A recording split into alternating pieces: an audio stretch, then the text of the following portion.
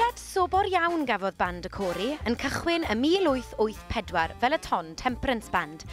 Tan chwarae I ddathlu agoriad llyfrgell cloddfa'r gellu ym 1895, fe wnaethant gymaint o argraff ar y perchennog, Sir Clifford Cory, fe benderfynodd noddi'r band a newidiwyd yr enw I gydnabod y gefnogaeth. Dyma'r 8fed blwyddyn nawr, rydyn ni wedi bennu'r flwyddyn fel y cyntaf yn y byd, felly ni ar y top. Blwyddyn diwethaf wnaethon ni ennill y National Finals yn Neuadd Royal Albert am y tro cyntaf ers 2000.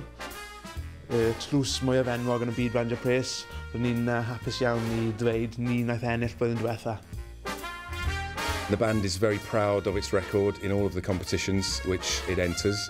So we're very keen always to enhance the reputation of the world's #1 brass band. Y band mwy agos ato ni ar y foment yw Tredigau. Maen nhw yw band rhif 2 yn y byd ar y foment, felly maen nhw'n gwneud yn wych hefyd. Maen nhw'n rhoi Cymru fel ni ar y map.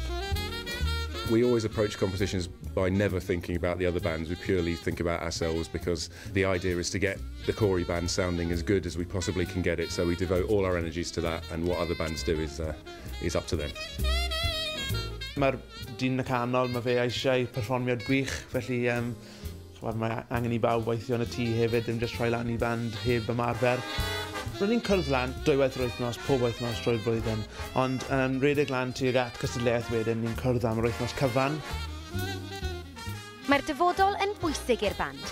Yn ddiweddar, agorwyd Academi y Cory, sydd yn cynnwys 10 band, 150 o aelodau, a phob un yn derbyn offeryn a gwersi am ddim.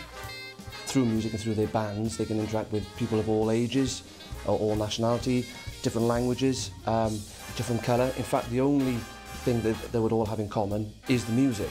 So the music is the only language that they will all completely understand. We're going to try and win. Whether we win or not is somebody else's decision. Croesi bysedd, allwn ni'n neud a croesi bysedd byddwn ni yn ennill. Pobl look at Cory.